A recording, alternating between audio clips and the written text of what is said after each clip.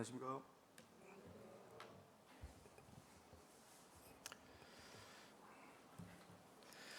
예, 사회자님이 말씀하신 대로 이제 본격적인 가을이 된 것 같아요, 그죠? 예, 전에는 그 에어컨 안 틀고는 밤에 잠을 자기 힘들었는데 요즘은 선풍기를 틀고 자면 춥더라고요. 선풍기를 끄고 자는 그런 이제 계절이 됐습니다. 참 계절이 참 빨라요, 그죠? 시간이 참 잘 가는 것 같습니다.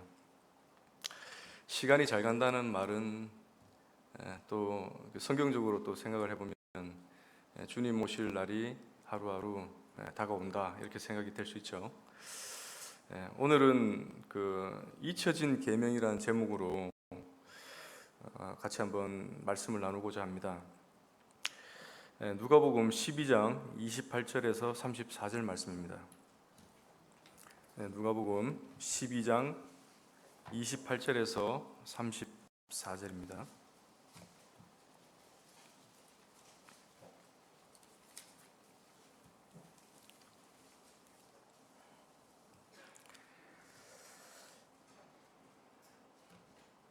예, 제가 한 절 읽고 성도님들이 한 절 읽고 해서 교독으로 34절까지 한번 읽어보겠습니다.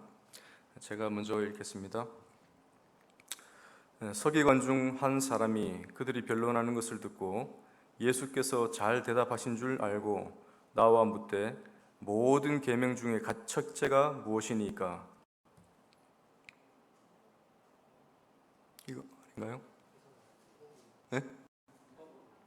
누가복음이 아닌가요? 잠시만요.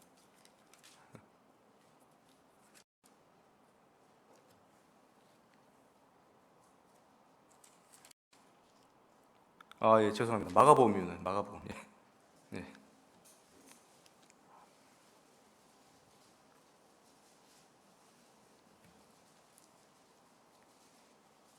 네, 마가복음 12장 28절에서 34절입니다. 다시 제가 28절 읽겠습니다. 서기관 중 한 사람이 그들이 변론하는 것을 듣고 예수께서 잘 대답하신 줄 알고 나와 묻되 모든 계명 중에 첫째가 무엇이니까?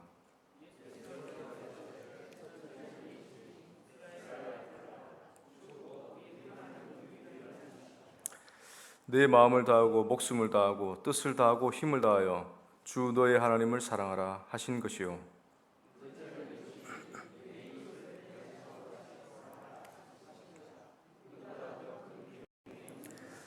서기관이 이르되 선생님이여 옳소이다. 하나님은 한 분이시요 그 외에 다른 이가 없다 하신 말씀이 참이니이다.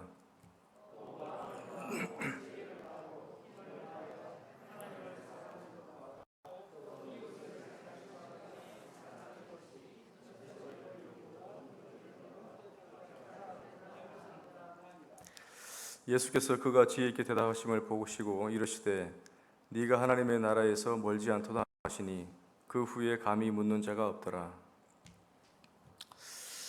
예, 그 우리는 지금 그 하나님의 경륜으로 따지면 그 성경을 그 세대별로 나눈 그 형제님들의 그 분류에 따라서 그 세대를 이제 구분해 보면 우리는 지금 율법 시대에 살고 있는 게 아니라 은혜 시대에 살고 있죠. 하나님의 경륜, 하나님의 통치 방식에 의하면 율법 시대를 지나서 우리는 은혜의 시대를 살고 있습니다. 하나님의 놀라운 은혜로 우리가 구원을 받았고 또 하루하루 은혜 가운데 살아가고 있습니다. 어떠한 율법의 행위로도 구원을 얻을 수 없고 오직 예수 그리스도를 믿는 믿음으로 구원을 얻습니다. 또한 율법으로는 어떠한 의도 이룰 수 없고 의롭게 될 수 없음을 우리는 잘 알고 있습니다. 그렇다면 우리의 삶도 역시나 율법과 무관한 삶인가? 우리의 삶도 율법과 무관한 삶을 살아도 되는가? 또한 하나님의 율법과 하나님을 알지 못하는 세상과는 어떤 관계가 있는가? 다시 말하면 세상을 알지 못하는 하나님을 알지 못하는 세상은 하나님의 율법과 정말 무관한 것인가? 이런 질문을 한번 던져봤습니다. 여기 이제 본문의 말씀을 보면 서기관이 이제 주님께 시험하고자, 다른 표현에 다른 곳에서는 시험하고자 율법사가 물었다고 되어 있기도 하고, 또 여기는 서기관입니다. 예수님께 질문을 던지는 내용입니다. 그 전에 예수님을 올무에 걸리게 하기 위해서, 예수님을 시험하기 위해서 바리새인과 헤롯 당이 또 작당해서 세금에 관한 문제로 예수님께 질문을 했어요. 가이사에게 세금을 바쳐야 됩니까? 말아야 됩니까? 그랬을 때 예수님은 가이사의 것은 가이사에게, 하나님의 것은 하나님께 바치라고 정말 지혜의 정수 같은 그런 말씀을 하시죠. 두 번째로 이제 사두개인들이 묻습니다. 자기들은 이제 부활을 믿지 않으니까 성경 어디에 부활이 있습니까? 이렇게 또 부활이 없다고 이제 주장을 하는 겁니다. 그럴 때 자기들이 그 사두개인들은 다른 성경을 믿지 않고 모세오경만을 인정했다고 해요. 그래서 모세오경을 봤을 때 어디에도 부활이 없는데 어디 부활이 있다고 하는 겁니까? 이렇게 이제 예수님께 말씀을 이제 하죠. 그때 예수님은 모세오경에 있는, 그들이 믿고 있는 모세오경의 말씀을 들어서 부활이 있는 것이다. 하나님은 죽은 자의 하나님이 아니라 산 자의 하나님이시라고 부활에 대해서도 명료하게 말씀을 하셨습니다. 이제 세 번째, 이제 우리가 이제 읽은 본문이 율법사라고도 하기도 하고 서기관이라고 하는 이 사람이 주님께 이제 질문을 던지는 겁니다. 가장 큰 계명이 무엇입니까? 가장 첫째 되는 계명이 무엇입니까? 이렇게 묻습니다. 이 사람의 질문은 그 계명의 경중을 묻는 거죠. 어느 계명이 가장 큰 계명이 있으면 가장 작은 계명이 있을 것이고, 가장 큰 계명 위주로 지키게 되면, 그죠? 가장 작은 계명은 좀 등한히 지켜도 되는 그런 억양으로, 뉘앙스로 지금 말을 하고 있는 것 같아요.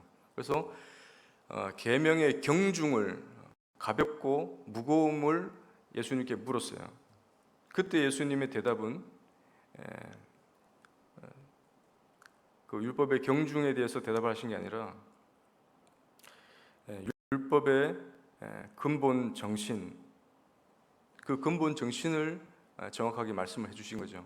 그래서 첫째 계명이 예수님의 대답이라, 원래 예수님의 대답이라고 그러면 첫째 계명은 이것이야 라고 이렇게 말씀을 해주셔야 되는데, 하나님 사랑하는 것과 이웃 사랑하는 것이 이보다 더 큰 계명이 없다 이렇게 말씀하시면서 율법의 근본 정신을 말씀하셨습니다. 이렇게 말씀하시니까 더 이상 이 서기관이 할 말이 없어졌죠. 이때 이제 예수님이 인용하신 말씀이 이 지금 본문의 말씀이 신명기의 말씀입니다. 신명기의 말씀을 왜 예수님이 인용하셨을까? 다른 말씀들도 많았을 텐데 왜 예수님은 신명기를 말씀을 특별히 인용하셨을까? 신명기는 그 40년의 이제 광야 생활이, 이제 이스라엘이 광야 생활을 했잖아요, 그죠? 출애굽한 뒤에 40년간 광야 생활을 마치고 이제 가나안 입성, 가나안을 이제 코앞에 두고 있는 광야 2세대들에게 전한 모세의 말씀입니다. 여호수아와 갈렙을 제외한 그 출애굽 1세대 사람들은 광야에서 그들의 불순종, 그들의 불신앙으로 말미암아서 다 멸망을 받고, 이제 그 광야에서 태어난 2세대들이 이제 코앞에 이제 가나안을 두고 있는 거예요.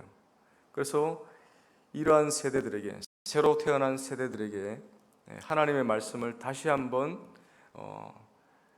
언급하기 위해서, 그 또한 그러한 언급한 말씀을 다시 한번 본 뜻을 재해석하기 위해서 기록한 것이 신명기의 말씀이라고 합니다.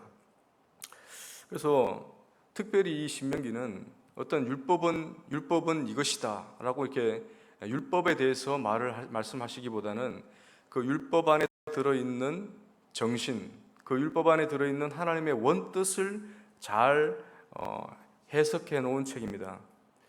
그래서 예수님도 이 율법이 뭐가 가장 큽니까? 이래 묻는 사람에게 율법의 그 정신이 더 중요한 것이다라고 말씀하시기 위해서 이 신명기를 기록하셨다고 말씀하셨다고 생각이 됩니다.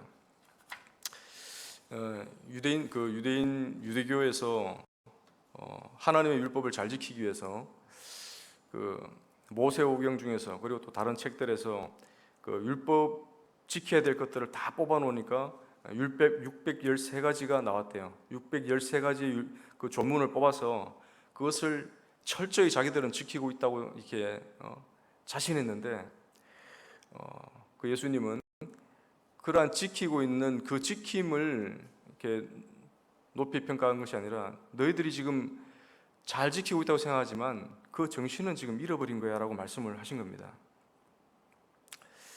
예수님이 이제 비판하실 때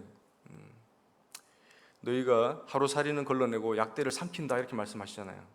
그래서 중요한 그 정신은 놓쳐버리고 불필요한 형식, 그 다음에 이런 어떤 참 지켜도 되고 안 지켜도 되는 좀 그러한 것들은 어떻게 보면 더 중요시 여기고 철저하게 지키는 것을 하는 이제 주님은 이제 지적하셨다는 겁니다. 이와 더불어서 이제 또 생각을 해본 것이 그럼 과연 율법과 이스라엘은 어떠한 관계에 있는가? 그리고 율법은 이스라엘에게 어떠한 영향을 미쳤는가를 또 살펴봤습니다. 율법은 이스라엘에게 어떠한 영향을 미쳤나? 이것은 이제 다시 한번 좀 찾아봐야 되겠는데요. 다니엘서 9장입니다. 다니엘서 9장 한번 찾아보시겠습니다. 다니엘서 9장 4절에서 6절입니다.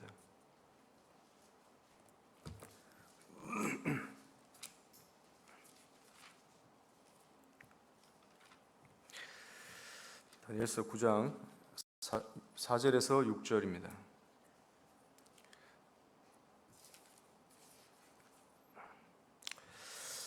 네, 제가 읽겠습니다. 내 하나님 여호와께 기도하며 자복하여 이르기를 크시고 두려워할 주 하나님, 주를 사랑하고 주의 계명을 지키는 자를 위하여 언약을 지키시고 그에게 인자를 베푸시는 이시여, 우리는 이미 범죄하여 패역하며 행악하며 반역하여 주의 법도와 규례를 떠나 싸우며 우리가 또 주의 종 선지자들이 주의 이름으로 우리의 왕들과 우리의 고관과 조상들과 온 국민에게 말씀한 것을 듣지 아니하였나이다. 지금 다니엘은 바벨론의 포로로 잡혀와서 지금 바벨론에 지금 있는 상황입니다. 그리고 바벨론의 포로로 잡혀온 지 이제 머지않아 하나님이 말씀하신 70년에 이제 이 포로 생활이 마친다고 하신 그 70년이 곧 다가오는 그러한 때에 하나님께 드려진 기도입니다. 여기 이제 보면 이스라엘의 패망 원인에 대해서 다니엘은 어떻게 평가를 하는지가 잘 나와 있습니다. 다니엘은 5절에서 우리의 범죄로, 우리의 패역으로, 우리의 행악으로, 우리의 반역으로 우리가 망하게 되었다 말씀하시면서 그 뒤에 주의 법도와 규례를 떠나 싸우며, 주의 법도와 규례를 떠난 그 결과는 바로 범죄와 행악과 반역이라는 겁니다. 이처럼 이스라엘과 율법의 관계는 율법을 지키지 않으면 범죄하게 되고 그 범죄로 말미암아 하나님의 징계를 받는 그러한 관계인 것입니다. 이것 때문에 하나님이 여러 번 주의 종들을 보내서 경고하셨지만 왕들, 고관들, 조상들, 국민들 등등 해서 모든 사람이 하나님의 그 경고의 말씀을 듣지 않았다고 다니엘은 평가하고 있습니다. 그리고 또한 이러한 것을 하나님께 회개하는 그러한 기도 내용입니다. 하나님은 이스라엘을 애굽에서 이끌어내어서 가나안 땅에 정착하게 하시고 하나님의 신정 국가로서 하나님의 제사장 나라를 세우기를 원하셨어요. 그래서 하나님의 말씀을 잘 듣는, 하나님의 다스림을 받는 그 신정 국가를 세우기를 원하셨는데 그 목적으로 먼저 주어진 것이 바로 이 율법이었습니다. 이 법을 정하시고 그 법을 지키게 하셨어요. 그래서 그 법을 지킴으로 말미암아 대대로 복을 받고 또 모든 만방에 복이 되는 민족을 꿈꾸셨습니다. 그러나 이스라엘이 스스로 부패하여, 말씀해 보면 스스로 부패하여 남과 북이 갈라지고 드디어 타락의 길로 걷다가 북이스라엘은 722년 아수르에 의해서, 남유다는 586년 바벨론에 의해서 철저하게 패망합니다. 패망하고 70년 뒤에 다시금 고국으로 돌아오게 되고 회복이 됐지만 여전히 자기의 나라를 100% 찾지는 못했죠. 그 뒤에 바벨론을 뒤를 이어서 그 메데 파사, 그 다음에 헬라, 로마에 이르기까지 계속해서 이스라엘은 식민지 아닌 식민지 생활을 한 것입니다. 후에 로마 장군 티투스에 의해서 AD 70년에 이 이스라엘이 철저하게 망하게 되고 전 세계에 이제 흩어지는 그러한 아픔을 겪게 되었죠. 이제 겨우 1948년에 나라를 회복해서 이제 이스라엘이라는 국가를 다시 세웠지만 근 수천 년간 그죠? 나라를 잃고 떠도는 그러한 민족으로 전락하게 된 것입니다. 그 이유는 어디에 있는가? 바로 다니엘이 말한 대로 하나님의 규례와 하나님의 법도와 규례를 떠났다. 하나님의 법을 떠난 죄가 이렇게 무섭다는 것을 알 수 있습니다. 왜냐? 하나님과 이스라엘은 계약 관계에 있었거든요. 율법으로 말미암은 계약 관계에 있었기 때문에 그 계약을 파기한 그 나라는 이렇게 저주와도 같은 그러한 일을 겪게 되었다는 것입니다. 율법은 그러면 이렇게 지키기도 어렵고 힘든 것인가? 그리고 하나님이 이스라엘에게 뭔가 짐을 지워주시기 위해서 주신 것인가? 신명기의 말씀은 그게 아니라고 말씀을 하십니다. 다시 한번 신명기로 한번 돌아보시겠습니다. 신명기 10장 말씀입니다. 신명기 10장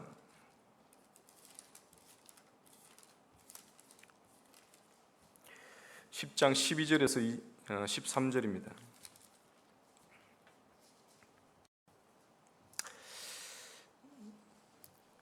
신명기 10장 12절에서 13절 보시면 이스라엘아 네 하나님 여호와께서 내게 요구하는 것이 무엇이냐? 곧 내 하나님 여호와를 경외하여 그의 모든 도를 행하고 그를 사랑하며 마음을 다하고 뜻을 다하여 내 하나님 여호와를 섬기고 내가 오늘 내 행복을 위하여 내게 명하는 여호와의 명령과 규례를 지킬 것이 아니냐. 이 규례와 명령은, 하나님의 규례와 명령은 짐을 지우기 위해서, 어렵게 하기 위해서가 아니라 이스라엘의 행복을 위해서 주신 것이라는 겁니다. 네 행복을 위하여 주신 이 명령과 규례를 지킬 것이 아니냐. 이러한 것을 지켰을 때 너희에게 복이 된다는 것입니다. 찾지는 않지만 신명기 30장 15절에는 또 이런 말씀이 있습니다. 이 명령과 규례와 법도를 지키라. 그리하면 네가 생존하며 번성할 것이다. 이 법도와 규례를 지키게 되면 네가 생존하고 번성할 것이다. 19절에서는 너와 내 자손이 살기 위하여 생명을 택해라 이렇게 말씀합니다. 이 규례와 법도를 지키는 것은 바로 생명을 택하는 것이다. 사는 길이라는 거예요. 사는 길이다. 그래서 율법은 이스라엘에게 있어서 생명과도 같은 것이었죠. 생명과도 같은 것. 그래서 지켜도 되고 안 지켜도 되는 것이 아니라 반드시 지켜져야 되는 것이었습니다. 그러나 이스라엘은 그 생명의 말씀을 버렸고 망하게 되었고 철저하게 흩어지게 되었죠. 오늘날 지금 이 유대인들과 율법과의 관계를 받고 또 유대인들에게 있어서 하나님을 믿는 유대인들에게 있어서는 당연히 그 율법이 해당 사항이 있겠지만 하나님 알지 못하는 현대 사회와 이 하나님의 계명은 관계가 있을까? 특별히 관계가 있을까? 성경은 분명히 관계가 있다고 말씀을 하고 있습니다.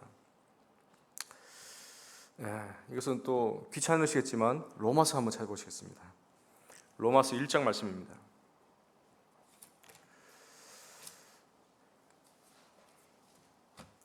로마서 1장 18절입니다.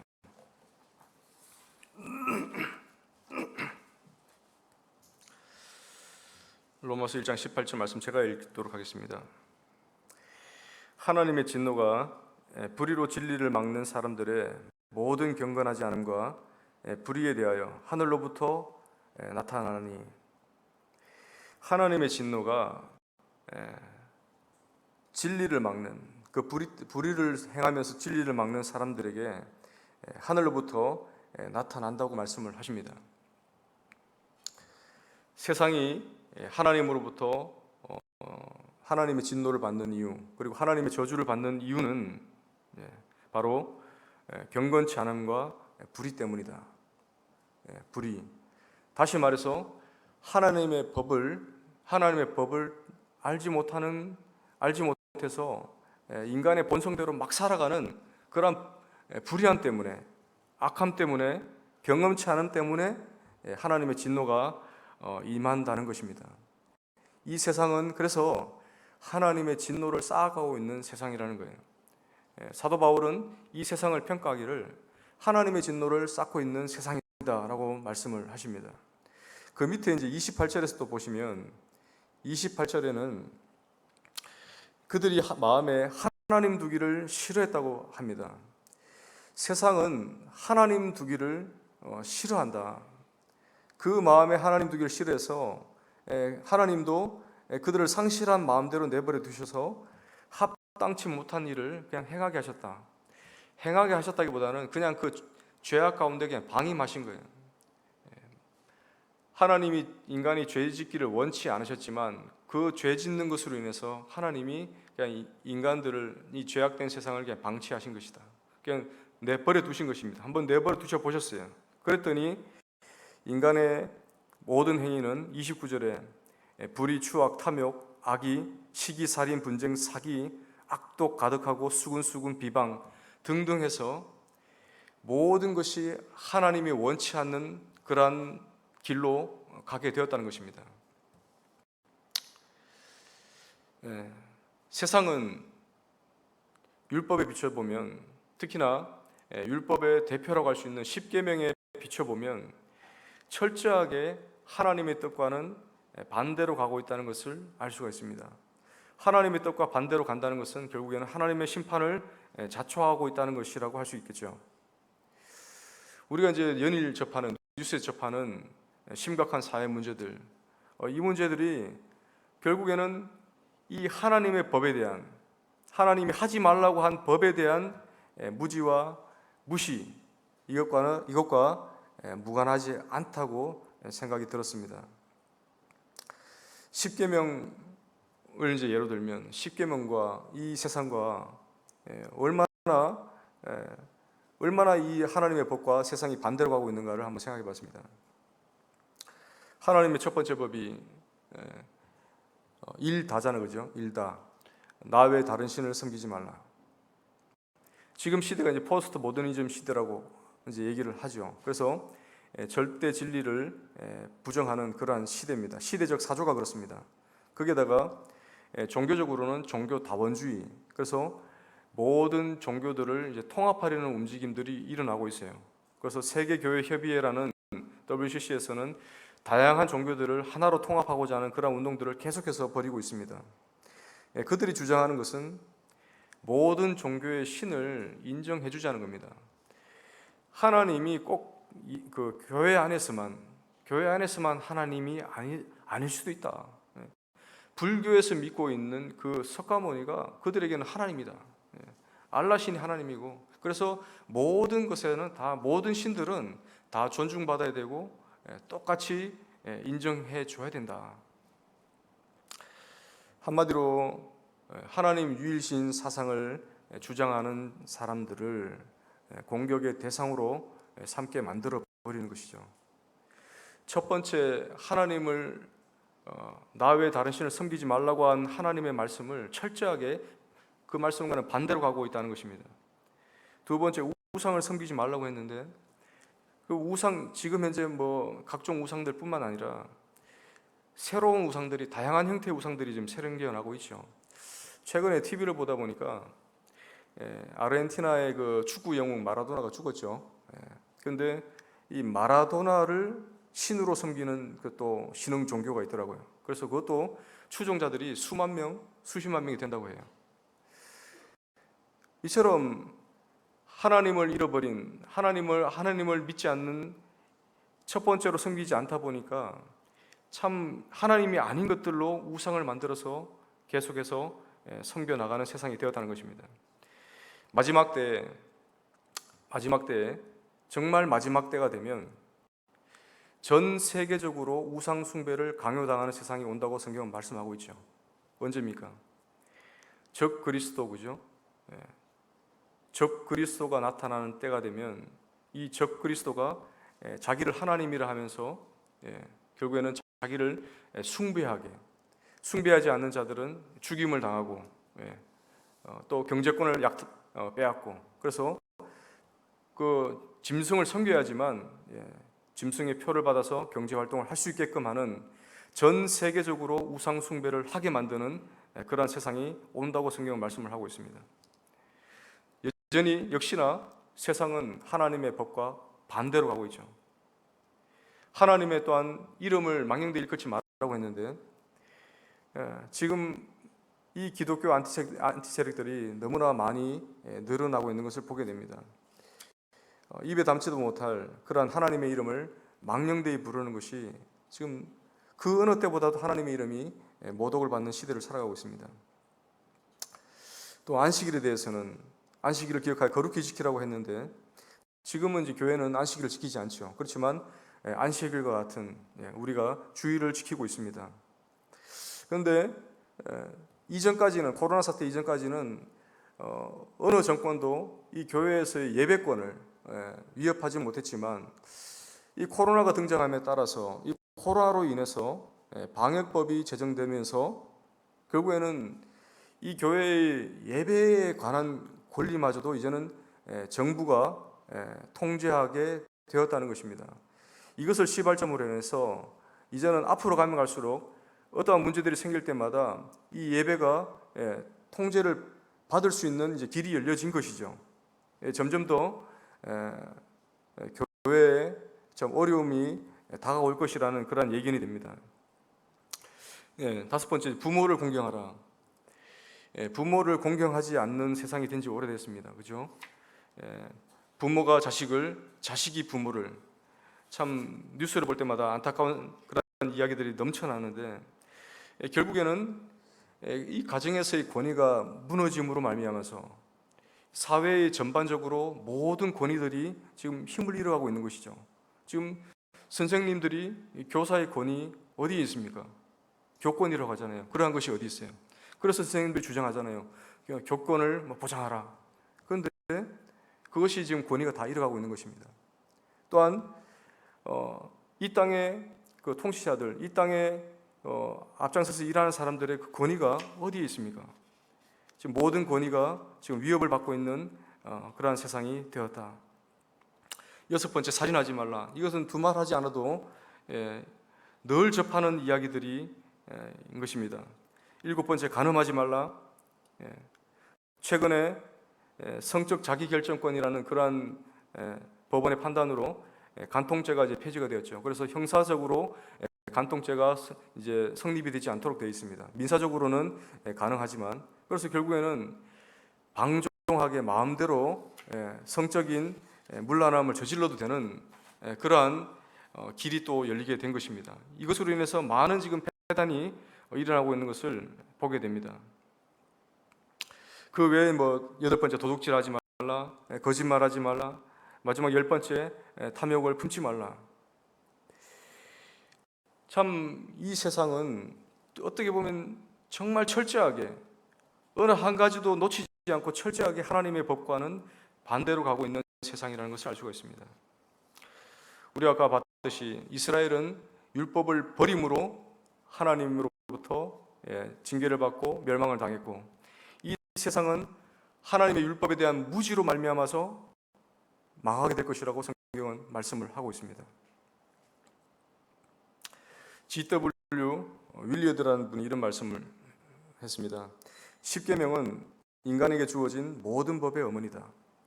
십계명의 그 법이라는 것은 이 땅에 있는 모든 법의 어머니다, 모체가 된다는 거예요.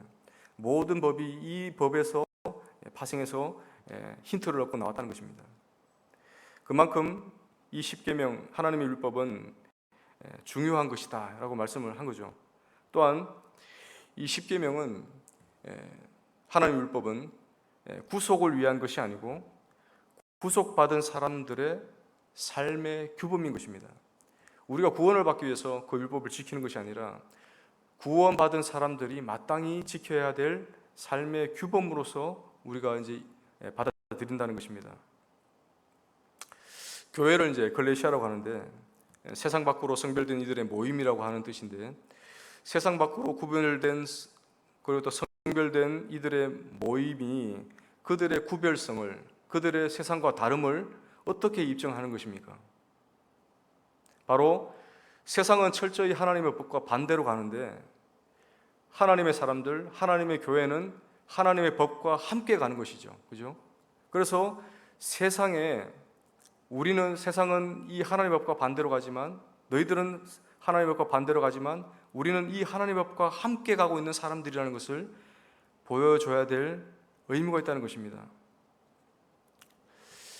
그래서 예수님은 율법을 완성했지만 여전히 그 율법에 흐르는 정신들은 지켜갈 것을 말씀을 해주시는 거죠.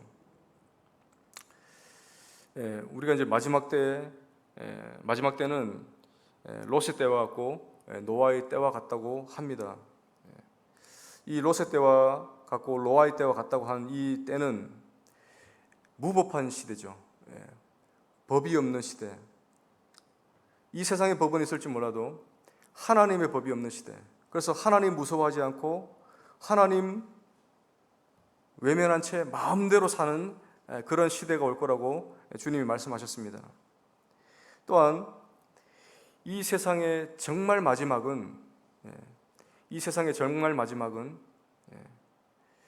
빛과 소금의 역할을 해야 될 성도들이 그 빛을 잃어가고, 소금의 역할을 해야 될 그 성도들이 소금의 맛을 잃어가서 주님 말씀하신 대로 더 이상 짜지 않아서 밖에 버리워 밟힐 만한 그 정도로 빛과 소금을 잃어가는 시대가 진짜 마지막이 아닌가 생각이 듭니다. 우리의 삶이 정말 주님 말씀하신 대로 빛과 소금의 삶을, 정말 주님의 법을 즐거워하며 그 법을 순종하며 그 법대로 살아가고 있는 삶을 살고 있는가, 참 돌이켜 봐야 될 것이라 생각합니다. 마지막으로 계시록 22장 한 번 더 찾아보시고 계시록 22장 말씀을 끝으로 마치겠습니다. 22장 10절에서 14절입니다. 계시록 22장 10절에서 14절. 이제 이 계시록의 모든 예언의 말씀을 마무리하면서 이런 말씀을 합니다. 또 내게 말하되 이 두루마리의 예언의 말씀을 임봉하지 말라. 때가 가까우니라. 불의를 행하는 자는 그대로 불의를 행하고, 더러운 자는 그대로 더럽고, 의로운 자는 그대로 의를 행하고, 거룩한 자는 그대로 거룩하게 하라. 보라, 내가 속히 오리니 내가 줄 상이 내게 있어 각 사람에게 그가 행한 대로 갚아주리라. 나는 알파와 오메가요 처음과 마지막이요 시작과 마침이라. 자기 두루마기를 빠는 자들은 복이 있으니 이는 그들이 생명나무에 나아가며 문들을 통하여 성에 들어갈 권세를 받으려 함이로다. 11절 말씀 다시 보면, 불의를 행하는 자는 그대로 불의를 행하는 세상, 더러운 자는 그대로 더럽고, 또한 이와 반대로 의로운 자는 그대로 의를 행하고, 거룩한 자는 그대로 거룩한 그 거룩을 지켜나가기 위해서 애쓰는 그러한 말씀을 이렇게 하고 있습니다. 14절에서는 자기 두루마기를 빠는 자들이 복이 있다고 말씀했습니다. 자기 두루마기를 빠는 자들이 복이 있다. 날마다 하나님의 말씀을 따라서 하나님의 법대로 자신의 삶을 성결하게 하는 그러한 삶을 말씀하시는 것이겠죠.